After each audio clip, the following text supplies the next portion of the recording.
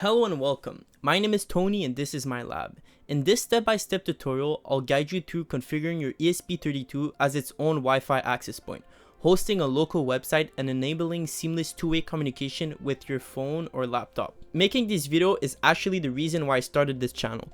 Apart from helping my colleagues with KiCad, teaching how to host a website on the ESP32 is definitely what I've demonstrated the most. Now let's talk about the 5 steps we're going to need to accomplish this goal. The first step is installing the Arduino IDE and installing the ESP32 board packages and the required drivers for your ESP32. For any help on this, you can go visit my first video. The second step is installing and setting up the LittleFS file system uploader, so you can push files into the ESP32 flash memory, and unsurprisingly, this is the subject of my second video if you need help.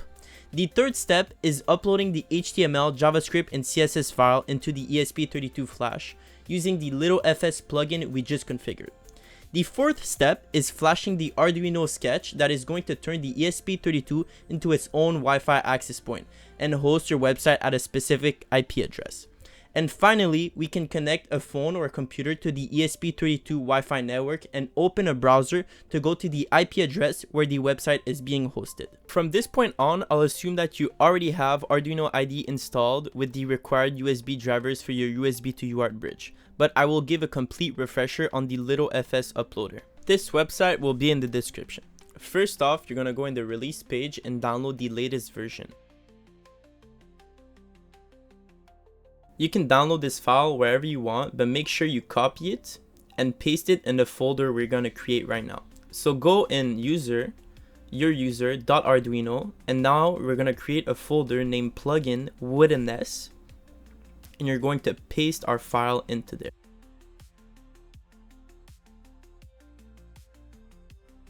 And now to make sure that our plugin is correctly configured, we're going to open Arduino and press Ctrl-Shift-P and write LittleFS to see if LittleFS uploader is correctly configured in there in the menu. All of the code you're going to see in this video is going to be in the description on my GitHub page. Now we're going to upload the folder called data into the ESP32. In this folder, there's the index HTML file, there's the JavaScript file, and the CSS file. And all of these are going to be uploaded in the flash using the LittleFS uploader. Before we upload the sketch that I've provided, we need to download 2 libraries, ESP async WebServer and async TCP. Now that we finally finished setting up the environment and the ESP32, all that we have left to do is getting the right settings for your ESP32. You can pause here for my settings. I'm using the ESP32 S3 M32 R8V official dev kit. And don't forget to put your ESP in boot mode. And after that, you can finally upload the code.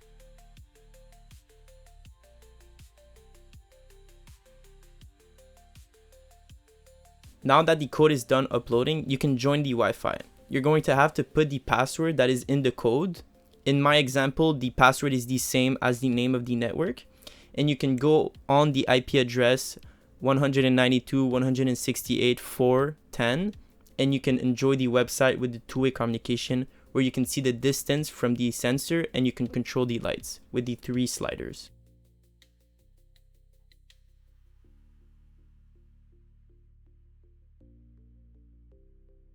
Alright, before we dive into the code, I should point out that it's written at a high level without any direct registry optimization, but it's more than capable of handling WebSocket transmission up to 500 kilobytes and maybe more. The whole point of the Arduino code and JavaScript is starting a WebSocket connection between the user and the ESP32 and sending WebSocket messages between each other. So basically what I'm going to go through is how you can change the code to send specific WebSocket messages between the Arduino code and the JavaScript code. We have the libraries. The Arduino core that I like to put at every start of my projects, the Wi-Fi library, which allows the ESP32 to act as an access point, and other Wi-Fi stuff. We have the LittleFS. This is the file system we're going to use to put our website into. We have async TCP, which is the TCP library for communication between the user and the ESP. And then we have the ESP async WebServer for the HTTP and the WebSockets.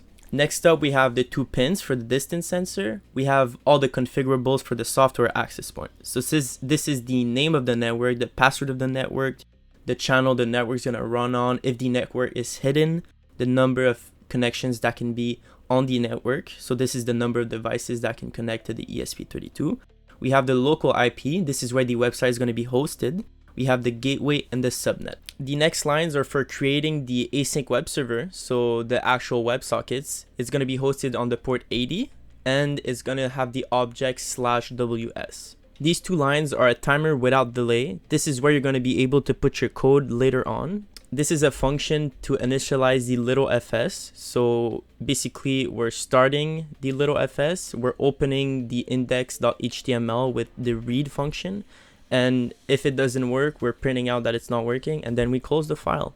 This function notify clients is really important when you're going to edit this code because this is how you're going to be able to send WebSocket messages to the website. And this is the other equally important function, handle WebSocket messages. So this is where you're going to be receiving the messages from the website.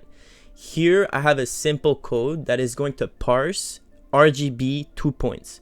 So this is the part where on the website I can move the sliders and we can change the color on the RGB LED on the dev board. OnEvent is basically the function which is going to classify every event that happens on the Wi-Fi network. So you can see WSEVT data and in there is handle WebSocket message. So when on the Wi-Fi network a WebSocket message is going to happen, this is one of the cases, we're going to send that WebSocket message to handle WebSocket message. This is where we initialize the WebSocket, give the mother function on event, and use the WS object. This is a simple function that is going to read the distance sensor and return the distance. In the setup, we have multiple initialization, like the serial, the 2 pins for the distance sensor, the pin 38, which is the pin for the RGB LED, and we start up LittleFS. Under that, we have a really important part, the configuration and startup of the software access point, where we're giving the name and password that we chose and the other configuration like where the IP of the website is going to be hosted. And finally, we're starting the server and making it so if someone accesses the IP where the website is hosted, it's going to open the file index.html and send it directly to the user. In this loop, if you want to edit this code, it's really important to add your code in this if statement or create a new if statement. So every certain amount of time, here it's configured for 100 milliseconds, you can run a function without any delays. Now let's talk about the website. In this video, I'm not going to be explaining how to make a website with HTML and CSS because that could be a video on its own, and I don't really think it's that hard to make a non-professional website, but I'm going to be explaining the important function in the JavaScript to run WebSockets in the background to receive and send WebSockets.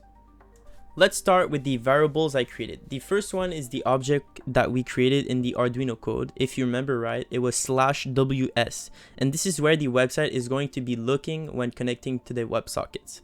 We also have a simple function that on load, this connection is going to be initialized.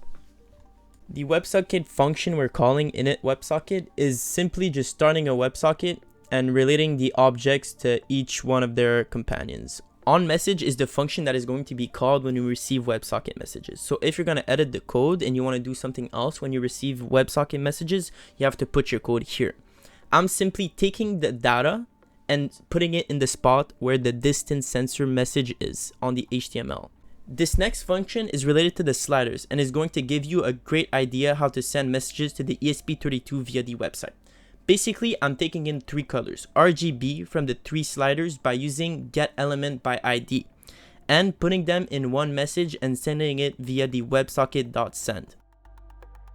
Thank you for watching, and if this video helped you in any way, you can subscribe to support my channel.